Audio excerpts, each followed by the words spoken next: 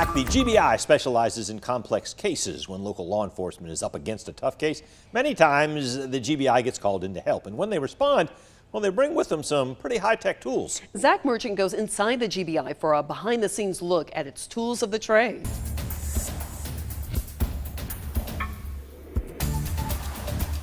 When we stepped into the GBI Region 13 office in Perry, it felt almost like a science lab. The tech is impressive, and it's helping agents and prosecutors close cases.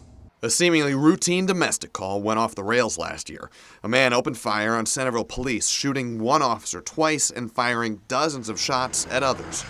Months later, the shooter, Perry Baggett, was in court, facing more than a dozen charges, many made possible by advances in investigative technology. Well, think of you're looking at a picture and then you're looking at a 3D image. It's just that much more progressive, seeing that image in 3D, where you can see the tracking of the bullet. Assistant House and County District Attorney Greg Winters says that 3D camera work came from the GBI. About 13 WMAZ.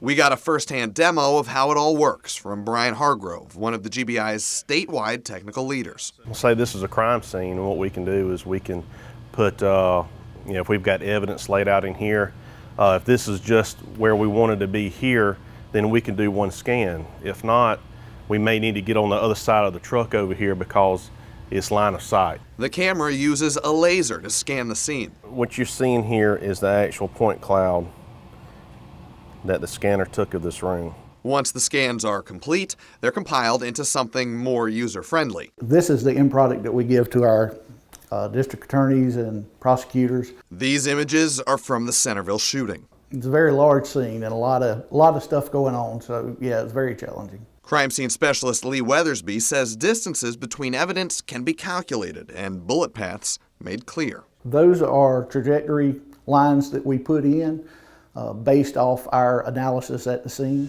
And it's not the only tech they're using. The GBI is now in the drone business. So instead of having to spend money on helicopter fuel, we can put a drone up, take as many photographs as we want, and then just come back down and we're done. Photographs like these, taken above a recent search for a missing body. The tech helps prosecutors close cases, like that Centerville shooter, who was sentenced to a minimum of 60 years in prison. And GBI Assistant Special Agent in Charge Todd Crosby says those tools they use to understand crime scenes are only going to get better. Where a suspect can lie to you, I've never had a crime scene lie to me. As for that Centerville shooting, the officer who was hurt made a full recovery and returned to work. Thanks, Zach. Todd Crosby says their drone program started in the last year and a half, so it's still fairly new. He says they're looking forward to using it in more cases soon.